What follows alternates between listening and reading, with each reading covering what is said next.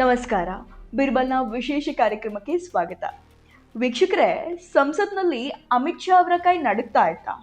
ರಾಹುಲ್ ಗಾಂಧಿ ಸಂಸತ್ನಿಂದ ಹೊರಗೆ ಬಂದು ಇಂತಹದ್ದೊಂದು ಹೇಳಿಕೆ ಕೊಟ್ಟಾಗ ಎಲ್ರಿಗೂ ಮೊದಲು ತಮಾಷೆ ಅನ್ಸತ್ತು.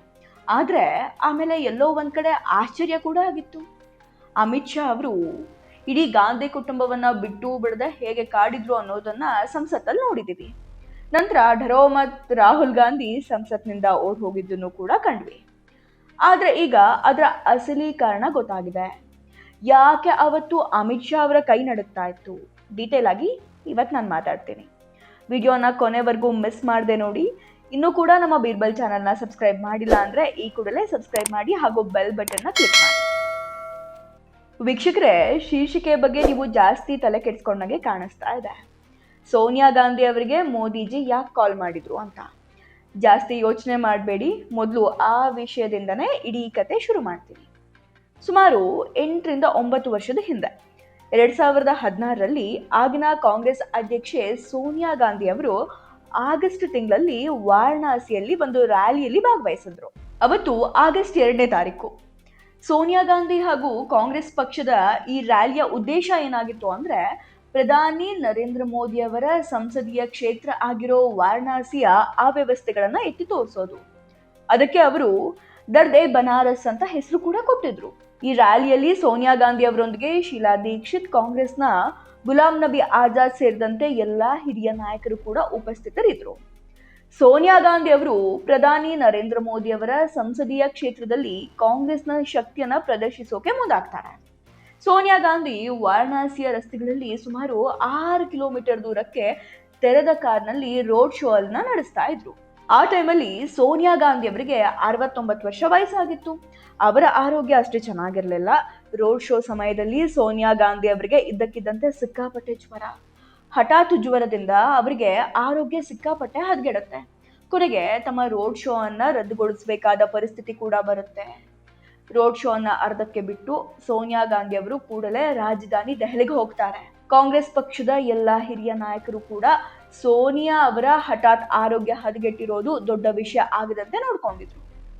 ಆದ್ರೆ ಈ ವಿಷಯ ಪ್ರಧಾನಿ ನರೇಂದ್ರ ಮೋದಿ ಅವರಿಗೆ ತಿಳಿದ ತಕ್ಷಣ, ಅದೇ ಆಗಸ್ಟ್ 2ನೇ ತಾರೀಕು ಸಂಜೆ 7 ಗಂಟೆಗೆ ಪ್ರಧಾನಿ ನರೇಂದ್ರ ಮೋದಿ ಅವರು ತಕ್ಷಣವೇ ಸೋನಿಯಾ ಗಾಂಧಿ ಹಾಗೂ ಕಾಂಗ್ರೆಸ್ ನಾಯಕರನ್ನ ಸಂಪರ್ಕಿಸ್ತಾರೆ.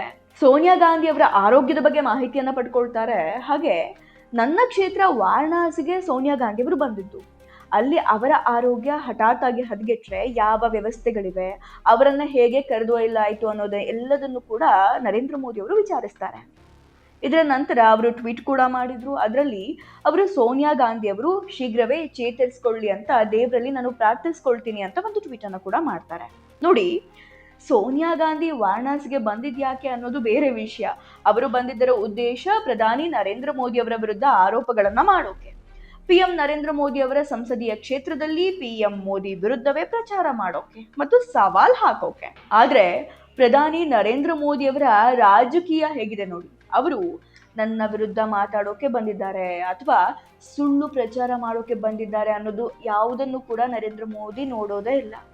ನನ್ನ ವಾರಣಾಸಿಯಲ್ಲಿ, ನನ್ನ ಸಂಸದೀಯ ಕ್ಷೇತ್ರದಲ್ಲಿ ಅವರ ಆರೋಗ್ಯ ಹದಗೆಟ್ಟಿದ್ರೆ ನಾನು ಅದರ ಬಗ್ಗೆ ಮಾಹಿತಿಯನ್ನ ಪಡೆದುಕೊಳ್ಬೇಕು ಅಂತ ಭಾವಿಸ್ತಾರೆ ನರೇಂದ್ರ ಮೋದಿ. ಹಾಗೆ ಇತ್ತೀಚೆಗೆ ಕೂಡ ಪ್ರಧಾನಿ ನರೇಂದ್ರ ಮೋದಿ ಅವರ ವಿರುದ್ಧ ಆಗಾಗ ಮಾತನಾಡುವ ಪತ್ರಕರ್ತ ರಾಜೀವ್ ಸರ್ದೇಸಾಯಿ ಅವರಿಗೆ ಕ್ಯಾನ್ಸರ್ ಬಂದಿದೆ ಅಂತ ಮೋದಿಜಿಗೆ ಗೊತ್ತಾದಾಗ ಮೋದಿ ಅವರು ಪಿಎಂ ಕಚೇರಿಯಿಂದಲೇ ಕರೆ ಮಾಡಿ ಅರ್ಧ ಗಂಟೆ ಮಾತಾಡಿ ಅವರ ಆರೋಗ್ಯವನ್ನ ವಿಚಾರಿಸ್ಕೊಳ್ತಾರೆ. ಇದನ್ನ ಈಗ ನೆನಪು ಮಾಡ್ತಿರೋದು ಯಾಕೆ ಗೊತ್ತಾ? ಇತ್ತೀಚೆಗೆ ದೇಶದ ಗೃಹ ಸಚಿವ ಅಮಿತ್ ಶಾ ಸಾಹೇಬ್ ಅವರು ಸಂಸತ್ತಲ್ಲಿ ಭಾಷಣ ಮಾಡ್ತಾ ಇದ್ರು. ಅವರು ಚುನಾವಣಾ ಸುಧಾರಣೆಗಳ ಬಗ್ಗೆ ಚರ್ಚೆ ಮಾಡ್ತಾರೆ. ಮುಂದುವರೆದು 1 ಗಂಟೆಗಳ ಕಾಲ ಬ್ರೇಕ್ ಇಲ್ಲದೆ ಭಾಷಣ ಮಾಡಿದ್ರು. ರಾಹುಲ್ ಗಾಂಧಿ ಅವರನ್ನು ತರಾಟೆಗೆ ತೆಗೆದುಕೊಂಡ್ರು. ನಾನು ನನ್ನ ಭಾಷಣದ ಕ್ರಮವನ್ನ ಬದಲಾಯಿಸಬೇಕೆಂದು ನೀವು ನನಗೆ ಆದೇಶ ನೀಡೋಕ್ ಸಾಧ್ಯ ಇಲ್ಲ ಅಂತ ಹೇಳಿದ್ರು. ಕೊನೆಗೆ ಪರಿಸ್ಥಿತಿ ಎಷ್ಟರ ಮಟ್ಟಿಗೆ ತಲುಪಿತ್ತು ಅಂದ್ರೆ, ಒಬ್ಬರೇ ಅಮಿತ್ ಶಾ ಕೂತ್ಕೊಂಡಿದ್ರು, ಇಡೀ 235 ವಿರೋಧ ಪಕ್ಷದ ಸಂಸದರು ಲೋಕಸಭೆಯಿಂದ ಹೊರ ನಡೆದ್ರು.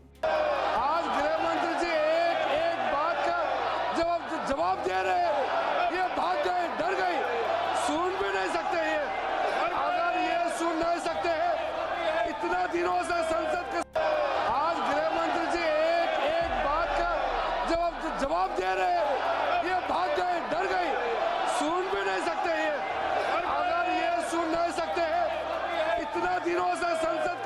ಈಗ ಒಂದು ವಿಷಯ ಗೊತ್ತಾಗಿದೆ.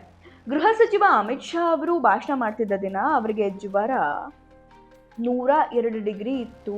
ಆದ್ರೂ ಗೃಹ ಸಚಿವ ಅಮಿತ್ ಶಾ ಅವರು ರೆಸ್ಟ್ ತಗೊಳ್ಳಿಲ್ಲ. ಅವರು ದೇಶಕ್ಕಾಗಿ ತಮ್ಮ ಆರೋಗ್ಯವನ್ನ ಪಕ್ಕಕ್ಕಿಟ್ಟು ಸಂಸತ್ನಲ್ಲಿ ನಿಂತು ಸರ್ಕಾರ ಮತ್ತು ದೇಶದ ಪರವಾಗಿ ಗರ್ಜಿಸ್ತಲೇ ಇದ್ರು. ನಂತರ ಅಮಿತ್ ಶಾ ಅವರು ಮೆಡಿಸಿನ್ ತೆಗೆದುಕೊಳ್ಬೇಕಾಯ್ತು. ವೈದ್ಯರು ಅವರಿಗೆ ವಿಶ್ರಾಂತಿಯನ್ನ ಪಡೆಯೋಕೆ ಸಲಹೆಯನ್ನ ಕೂಡ ನೀಡ್ತಾರೆ. ಮಾಧ್ಯಮ ಸಂಸ್ಥೆಯೊಂದು ಅಮಿತ್ ಶಾ ಅವರ ಈ ಆರೋಗ್ಯ ಸಂಬಂಧಿತ ಸುದ್ದಿಯನ್ನ ಪ್ರಕಟಿಸಿದಾಗ ಕಾಂಗ್ರೆಸ್ ಪಕ್ಷದ ಮತ್ತು ರಾಹುಲ್ ಗಾಂಧಿ ಅವರ ವಕ್ತಾರರಾದ ಸುಪ್ರಿಯಾ ಶ್ರೀನಾಥ್ ಅವರು ಇಡೀ ಕಾಂಗ್ರೆಸ್ನ ಮನಸ್ಥಿತಿ ಎಂತಹದ್ದು ಅನ್ನೋದನ್ನ ತೋರಿಸ್ತಾರೆ.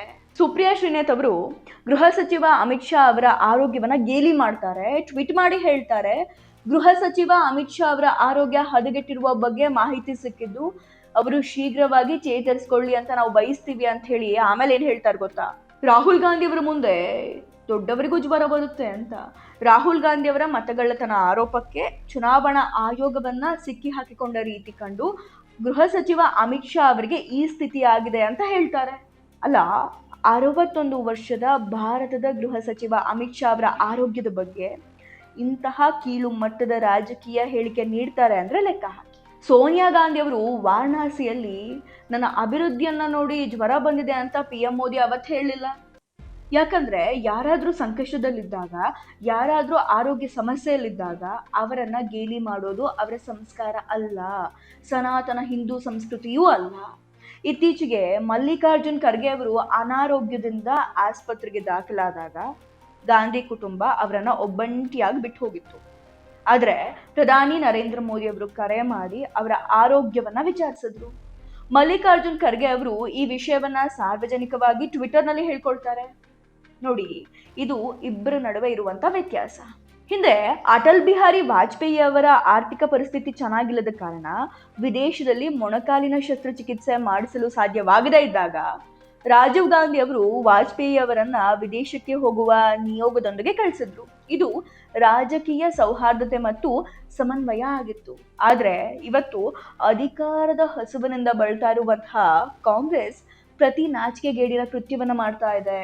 ಮತ್ತು ಸುಪ್ರಿಯಾ ಶ್ರೀನಾಥ್ ಅವರಂತಹ ವಕ್ತಾರರು ಭಾರತೀಯ ಸಂಸ್ಕೃತಿ, ಏಕತೆ ಮತ್ತು ಸಿದ್ಧಾಂತಕ್ಕೆ ವಿರುದ್ಧವಾಗಿರುವಂತಹ ಕೆಲಸವನ್ನು ಮಾಡ್ತಿದ್ದಾರೆ. ಕೇವಲ ಅವರ ತಲೆಯಲ್ಲಿರೋದು ಅಧಿಕಾರ ಅಷ್ಟೇ. ಅಮಿತ್ ಶಾ ಅವರ ಆರೋಗ್ಯ ಖಂಡಿತವಾಗಿಯೂ ಸುಧಾರಿಸುತ್ತೆ. 100 ಕೋಟಿ ಹಿಂದೂಗಳು ಮತ್ತು 150 ಕೋಟಿ ಭಾರತೀಯರು ಅವರ ಆರೋಗ್ಯಕ್ಕಾಗಿ ಹಾರೈಸ್ತಾರೆ. ಆದ್ರೆ ಸುಪ್ರಿಯಾ ಶ್ರೀನಾಥ್ ಅವರು ಅಮಿತ್ ಶಾ ಅವರ ಬಗ್ಗೆ ತೋರಿಸಿರುವಂತಹ ಈ ಬೇಜವಾಬ್ದಾರಿತನಕ್ಕೆ ಚುನಾವಣೆಯಲ್ಲಿ ಅವರೇ ಅನುಭವಿಸ್ತಾರೆ. ಇದಕ್ಕಿಂತ ಹೆಚ್ಚು ಏನ್ ಹೇಳೋಕ್ ಸಾಧ್ಯ?